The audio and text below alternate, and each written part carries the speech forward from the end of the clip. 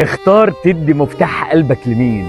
اختار مين يبقى جوه حياتك ومين يبقى بره حياتك. اختار مين اللي تحكي له ومين اللي تشكي له ومين اللي تقول له انا موجوع. مش اي حد يا ابني يخش حياتك. حياتك دي مش قهوه، مش كل واحد دخل شرب مشروب يعرف عنك كل حاجه، بتحكي لكل الناس تفاصيل حياتك وكل المشاكل اللي فيه وكل احلامك، حتى كمان نقاط ضعفك. لا يا ابني، اختار الناس بجد. اختار اللي يستحق تتكلم معاه وانت ما انتش خايف، تحكي له على الوجع اللي جواك وانت ما انتش خايف، تحكي له على الحاجات اللي نفسك فيها وانت ما انتش خايف. اختار اللي يساندك في وجعك واللي يشاركك في فرحتك واللي يفرح قدام الناس وقلبه يزقطط اما الاقي ضحك على وشك، مش يبيع لك ضحكه كدابه ويضحك عليك في وسطك وقدام الناس. اختار يا ابني اللي يخاف عليك بجد، يبقى ظهر في ظهر، سند في سند معاك الحياه كلها.